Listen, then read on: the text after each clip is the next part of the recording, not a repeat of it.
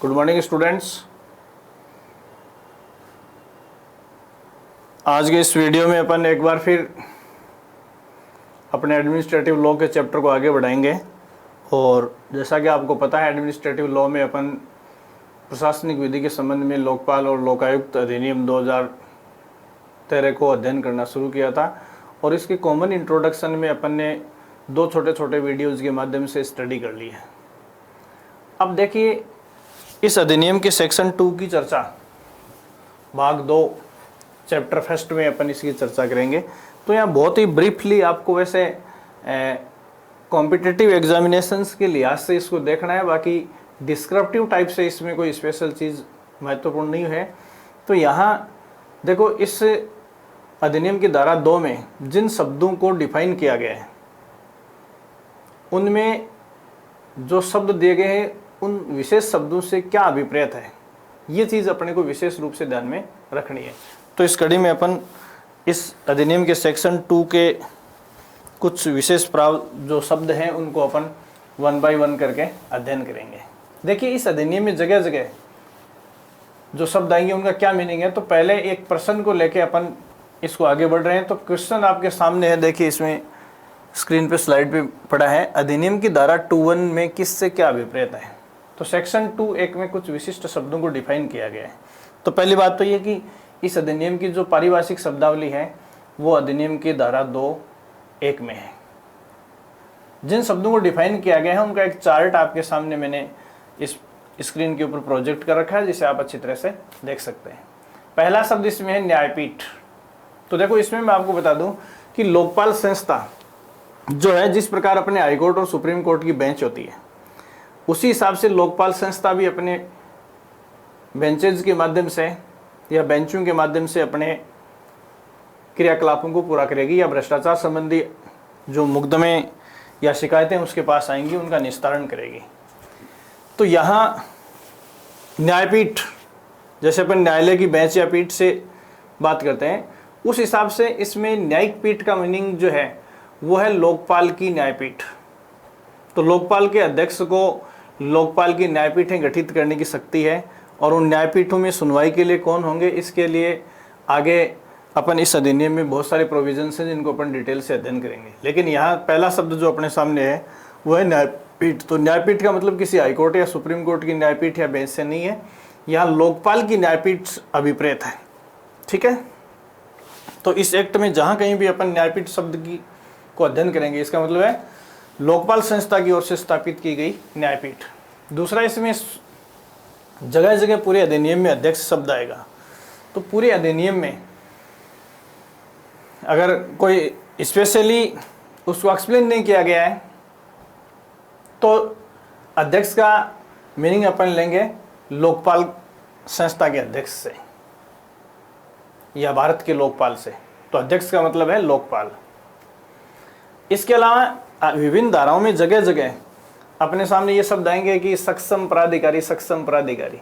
तो देखो, अलग अलग मामलों में सक्षम प्राधिकारी अलग अलग है, क्योंकि आगे ये चीज़ जानना इसलिए ज़रूरी है क्योंकि किसी भी राजनीतिक और प्रशासनिक संस्था के किसी मंत्री या लोक सेवक के विरुद्ध भ्रष्टाचार की मिलने वाली शिकायत की जांच लोकपाल तभी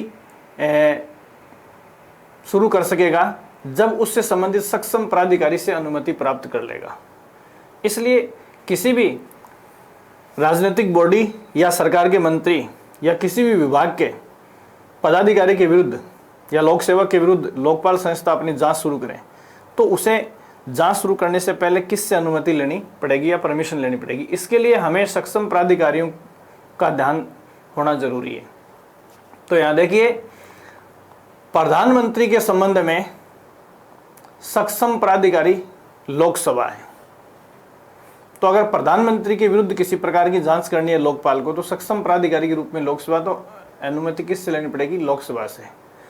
दूसरा है, अगर कोई व्यक्ति जिसे लोक सेवक की कैटेगरी में मानते हुए जांच के दायरे में लाया जा रहा है और वो मंत्री परिषद का सदस्य है, कहने का मतलब किसी भी सरकार के केंद्र सरकार के अधीन मिनिस्टर है, तो ऐसी सिचुएशन में उस मंत्री के खिलाफ जांच के लिए अनुमति देने वाला सक्षम प्राधिकारी प्रधानमंत्री है। देखो, प्रधानमंत्री के संबंध में सक्षम प्राधिकारी लोकसभा है और मंत्रिपरिषद के सदस्य के रूप में सक्षम प्राधिकारी प्रधानमंत्री है। और यदि मंत्री से भिन्न संसद के किसी सदस्य के संबंध में सक्षम प्राधिकारी की बात करें, ऐसा व्यक्ति जो प्रधानमंत्री या मंत्री नहीं है, उसके विरुद्ध सक्षम प्राधिकारी की यदि अपन बात करें तो अपने सामने दो एंगल इसके उभर कर आते हैं। पहला है राज्यसभा के किसी सदस्य के लिए, तो राज्यसभा के किसी सदस्य के लिए सक्षम प्राधिकारी राज्यसभा का सभापति होगा। दूसरा है लोकसभा के किसी सदस्य के लिए सक्षम प्राधिकारी कौन होगा? लोकसभा अध्यक्ष होगा। ठीक है, नेक्स्ट इसमें जो अपने को ध्यान में रखना है वो देखिए, केंद्र सरकार, ये देखिए आप आराम से इस स्लाइड का स्क्रीनशॉट ले सकते हैं। मैं थोड़ा सा इसको बढ़ा देता हूं। ये देखिए,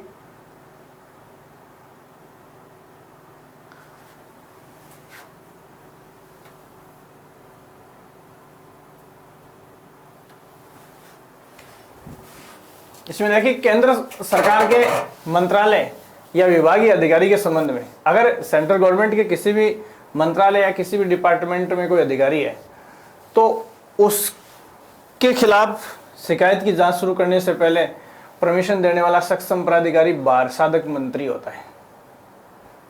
अगली कंडीशन जो इसमें अपने सामने आती है वो है संसदीय कानून के अधीन किसी निगम या प्राधिकरण आदि के अध्यक्ष या सदस्य के संबंध में, अगर किसी भी निगम या प्राधिकरण आर्बिट्रेशन वगैरह का कोई चेयरपर्सन है तो उसके संबंध में उस प्रशासनिक मंत्रालय का जो बार साधक मंत्री है वही उसके लिए सक्षम प्राधिकारी होगा।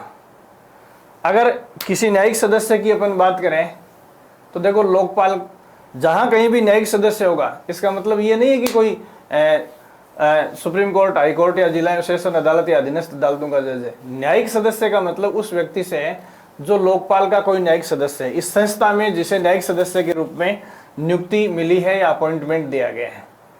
लोकपाल शब्द जहां भी आएगा इसका मीनिंग क्या है?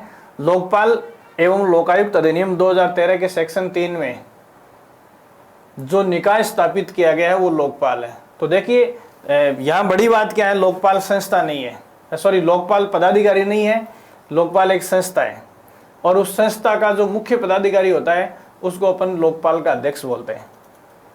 ठीक है, यहाँ अगला जहां कहीं भी इस पूरे अधिनियम में अपने सामने मंत्री शब्द आएगा तो मंत्री शब्द का मतलब प्रधानमंत्री के सिवाय संघ का कोई भी मंत्री शामिल है। तो देखो, मंत्री में प्रधानमंत्री नहीं है और प्रधानमंत्री के सिवाय सेंट्रल गवर्नमेंट के सारे मिनिस्टर जो है वो मंत्री शब्द में शामिल है। इसके अलावा अधिनियम में जहां कहीं भी प्राइमरी ज्यूरिसडिक्शन या प्रारंभिक जांच या क्षेत्राधिकार की बात आती है, इसका मतलब है कि लोकपाल एवं लोकायुक्त अधिनियम 2013 के तहत जिस जांच को शुरू किया जाता है। तो ये कुछ स्पेसिफिक शब्द हैं जो इस अधिनियम के लिए सेक्शन 21 में एक्सप्लेन किए गए हैं और ये इसलिए ज़रूरी है क्योंकि लोकपाल और लोकायुक्त संस्था को मिलने वाली जो शिकायतें हैं उनकी जांच ये संस्थाएं शुरू करें, इससे पहले उन्हें सक्षम प्राधिकारी से अनुमति लेनी होती है। तो वो किससे अनुमति लें, इसके लिए सक्षम प्राधिकारी का जानना बहुत ज़रूरी है। इसके अलावा दूसरा जो अपने सामने प्रश्न आता है वो है कि इस अधिनियम के तहत लोक सेवक से क्या तात्पर्य है? Who is public servant according this act? तो देखो, इसके अंतर्गत ऐसा कोई लोक सेवक नहीं है। देखो, नेगेटिव लैंग्वेज अप्लाई की गई है इस सेक्शन में।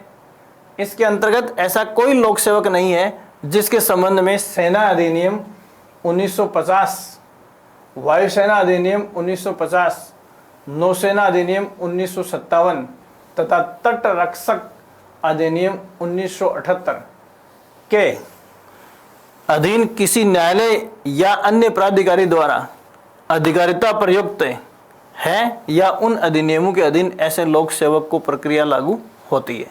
तो देखिए, यहाँ नेगेटिव लिखा गया कि ये मिलिट्री फोर्सेज के अधीन जिन लोगों को हम सरकारी कर्मचारी मानते हैं वो लोकपाल एवं लोकायुक्त अधिनियम के दायरे में नहीं है। इसके अलावा सेंट्रल और स्टेट गवर्नमेंट के सारे कर्मचारी इसमें आए। तो ध्यान से एक बार फिर देखिए कि इसके अंतर्गत ऐसा कोई लोक सेवक नहीं है। तो ये जो लिस्ट इस सेंटेंस में दी गई है, इनको लोकपाल और लोकायुक्त अधिनियम के संदर्भ में पब्लिक सर्वेंट नहीं माना जाएगा। ये चीज़ आपको ध्यान में रखना है कि who is public servant in matter of Lokpal and Lokayukta. ठीक है, ये चीज़ आपको ध्यान में रखनी है। तो ये चीज़ें मैंने इसमें आपको इसलिए बताई है क्योंकि पब्लिक सर्वेंट और सक्षम प्राधिकारी, ये दो चीज़ें अपने को बहुत ही अच्छे से ध्यान में रखनी है और ये टर्म्स इस पूरे कानून में जगह जगह अपने को फेस करनी पड़ेंगी। तो इस वीडियो में एक छोटी सी जानकारी मैंने आपको दी है। अगली बात अपन अगले वीडियो में देखेंगे। Thank you so much.